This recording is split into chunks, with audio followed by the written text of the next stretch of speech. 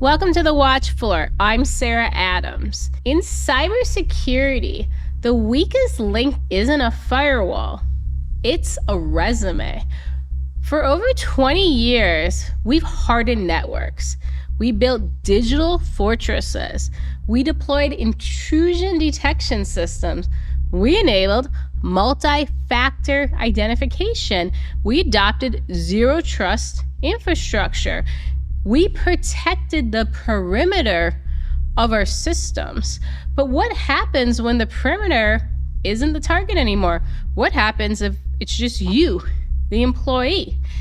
Because right now, foreign intelligence services aren't trying to break down the perimeter. They're just trying to walk around it. And they're doing this through networking sites, job offers, recruitment portals, and the personal devices sitting in our homes that link back to our jobs.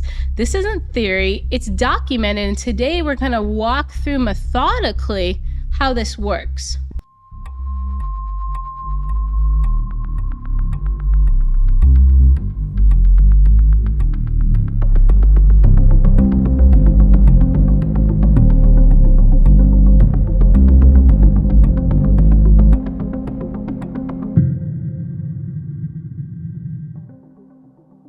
Earlier this month, Google's threat intelligence group put out a report in advance of the Munich security conference, and in it they described this interesting pressure campaign against the US and Europe defense industrial bases.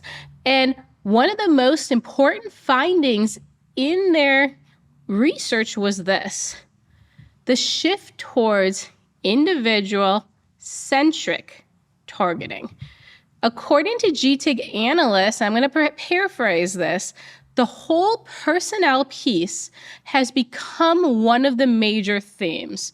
Let that sink in. It's not servers. It's not routers. It's personnel. And the report described nation-state actors being the usual: Iran, China, Russia, North Korea, all employing new targeting strategies. And who are they focusing on? Defense contractors, aerospace engineers, supply chain partners, individual employees, especially that have some sort of clearance, and then those personal devices that leave the offices and go outside of these protected systems. And why? It's because our personal systems are so much harder to detect. Of course, your corporate email system has layers of security. Your Gmail may not. Your work internet has some sort of enterprise system that monitors it. Does your home Wi-Fi have that? It's like taking the battlefield from the network perimeter and just targeting the human profile. And we as humans are always making mistakes. Let's talk about something that every American professional understands: LinkedIn. To us, it's about networking. To the enemy, they literally use it for reconnaissance. It started as any job search would: a posting on ZipRecruiter for a major bank, a LinkedIn application for a tech startup, an email from a recruiter about a top PR job. But on the other end, it's not employers, it's scammers.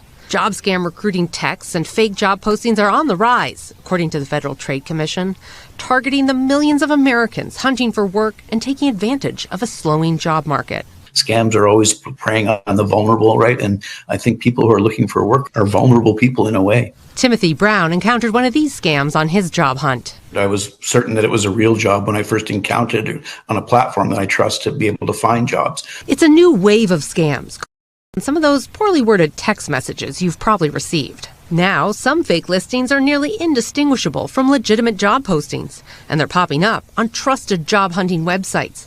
It's arguably the most voluntary database where you can find cleared professionals, engineers, defense contractors, intel officers, and then policy specialists that work across our entire government. And people list everything. We have active security clearances on there, specific weapon systems people are working on, satellite programs they're working on, AI-driven technologies they're supporting. We have cyber and operational units listed, and then geographic assignments are all over the place on there. During the Cold War, intelligence agencies literally had to recruit people to go out and collect this level of detail. Not anymore. Everyone just shares it publicly on the internet. There was this documented case of a Chinese intelligence recruiter. His name is Dixon Yao, and he created fake consulting firms, and then he was reaching out to candidates on LinkedIn, and he ended up with 400 American resumes from people within the defense and policy space within our government. He didn't have to hack them or implement any sort of malware operation. He just had to reach out and have a conversation and show interest in them. North Korea even took it a step further. It was crazy. They were literally having mock interviews with people. Like, people thought they were interviewing for actual jobs. They were saying, send us code, send us examples of your work. Hey, look at these technical assessments for us. And of course, when you open the technical assessment, it had malware in it. It was such a simple thing to do because so many people are ambitious. So many people want to share their knowledge and be a part of something and be someone that gets recruited. Iran did a really interesting operation that was targeting aerospace engineers. All they did was spoof UAE and defense firms, and people would go there to look through the job portal. Right? This isn't spam. This was a tailored, profiled campaign to bring in people with that sort of expertise. And it began with something so incredibly simple. Submit a resume. So to make this clear, when an adversary takes a resume, let's say they brought it in through that job board, here's what they get. They get email formatting conventions. So how your company does the first name and the last name, at, and then your company. They have internal project names. They learn about technology stacks. They have an understanding of who your vendor relationships are, insights into who may have clearances within your organization, team structures, and then geographically where you may be distributed. Well, when you have that type of data, it enables a lot of different operations. One is just doing something simple like spear phishing emails, but they're using your company's jargon. Another thing is making fake HR profiles and portals that look like the real defense contractors' own sites. Other thing is credential harvesting pages. Obviously, we've explained how they introduce malware, but it looks as real internal documentation. And lastly, they can social engineer how they target you, but use actual program knowledge from inside of your company. So at a first look, you're not going to be confused. It's not like the old days where it's bad English, words are spelled funny. We're in a new era of this type of targeting. Do you ever feel like something is off? You're hitting the gym, you're crushing your goals, you're showing up every single day? Or have you noticed a change in your partner?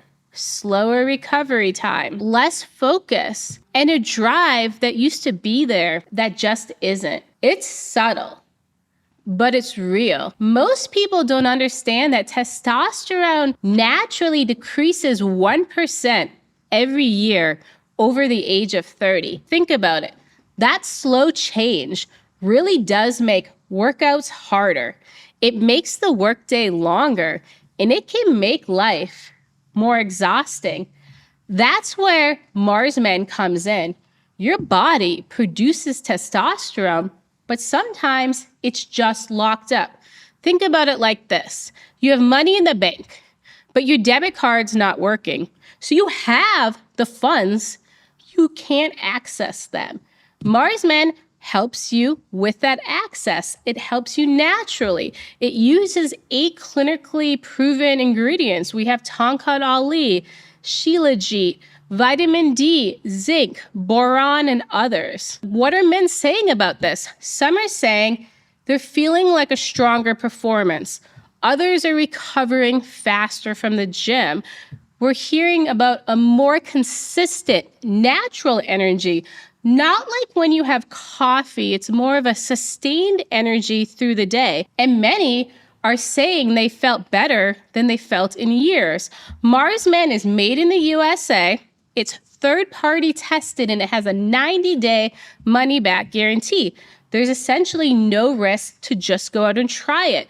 91% of users have felt, some change in their performance. And thousands have been happy with the product. I mean, just go see the reviews for yourself. And here is the best part. For a limited time, our listeners get 50% off for life, plus free shipping and 3 free gifts when they go to mengotomars.com. It's literally the perfect way to continue the gains that you kicked off at the start of New Year's. Again, that's Mars.com to get your 50% off and your 3 free gifts. And at checkout, let them know the Watch Floor sent you. In terms of China, they spent a lot of time and effort making sure their spear phishing campaigns target your personal email, not your work email, but when it comes in your personal email, it still talks about the positions within your role, things that you would find interesting as part of your role. It's still focused on your industry and the job market you're in. Of course, they were able to do that because they did reconnaissance first. Now they sent you this mail, and then if you respond to it, it then gives them the next opening for exploitation.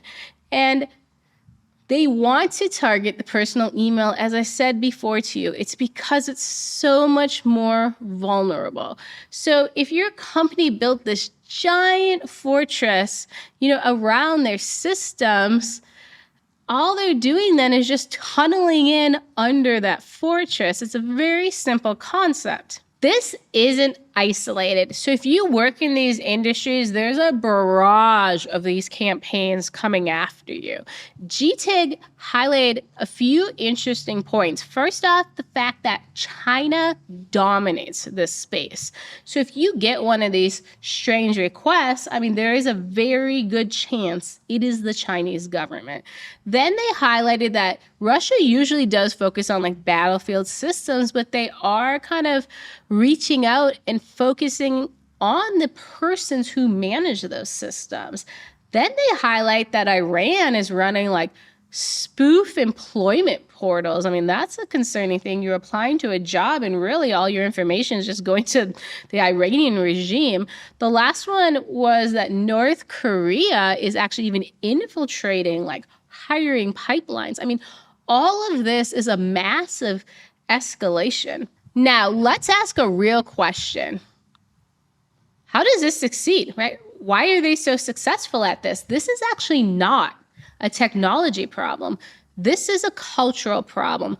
Think about it here in America, about the values that we hold strong, especially when it comes to when you're working. Ambition is very important. Visibility, make it known what you're working on. Professional mobility, right? Climb that ladder, right? Put in the work. And then branding. People need to know who you are. They need to know how to reach out to you. They need to know you're a real person with all of these accomplishments behind you. Now, when you take a step back, all of those are strengths, right? None of those are really viewed as weaknesses, so you don't really think through them. Now think about a young person coming into the space. You lean in even harder to help motivate them. You tell them, oh, build your network, right? Share your accomplishments, post the different certifications you got, highlight your accesses. Let us know when you get promoted. Share your accomplishments. All of these are perfectly great if you're in the private sector. But if you're in national security, like all of that is exposure. I want to walk through a few posts just so you hear them in your head and can see what I'm talking about. So first off, we have a defense engineer, and here's the post. Excited to be working on next generation satellite communication systems supporting NATO partners. I mean, that's a lot of enthusiasm. It is an exciting thing, but you just put out targeting data. In another case, we have a cybersecurity contractor, and they just have listed on their profile, active TS/SCI clearance, experience in DoD, cloud migration, and zero trust infrastructure, right? That's not like just padding your resume. It puts a little flag on your profile, and then the adversaries are interested. The last one's a system analyst, and they say proud to support missile defense initiatives at, and we'll just say X company. We don't need to name a specific company. Now, that gives real details to like a foreign intelligence service, right? You already have your location on there, so they might be tying the company's location and your location. They know your mission area, what exactly you're working on. They might now be able to narrow down what facility you could be in. They have some idea about your level of access because of what you said you're working on. And then the technical ecosystem that you're operating in. So these are things Americans covet from what we just talked about. Clearances, prestigious contracts, cutting edge defense work, and then like projects where there's a trust in the government in them, right? I'm trusted to be in these secure roles in the government.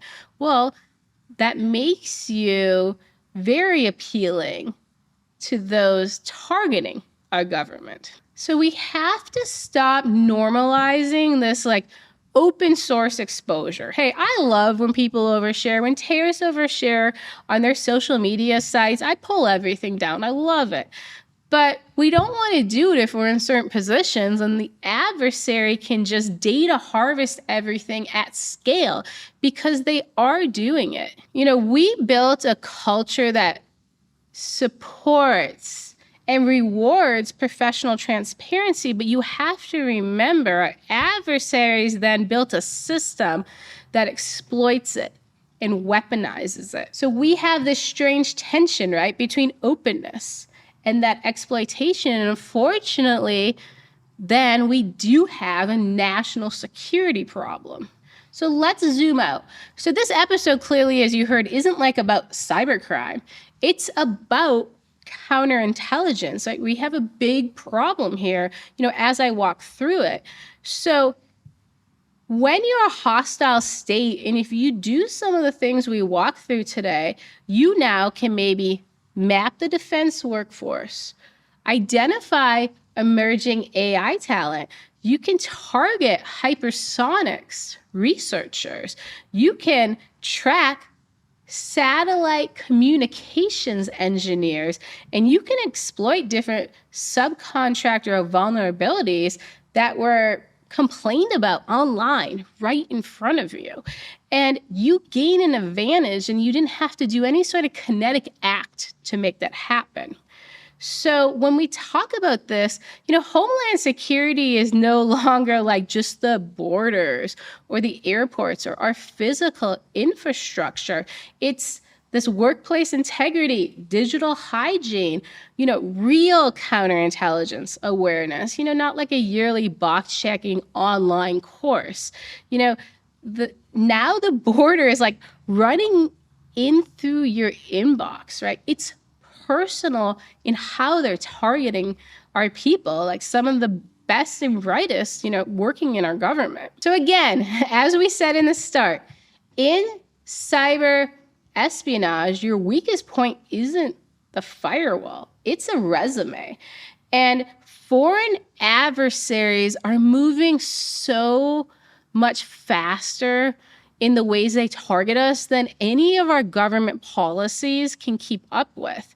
So the next major breach likely isn't going to be based on a piece of malware. It's going to start with a message that comes into someone's inbox and it says, I find your background interesting. Let's chat more. I have some great opportunities to offer you. They are going to exploit the ambition of our people. And we need to watch for these patterns to prevent them from occurring, because that's what we do here on the watch floor.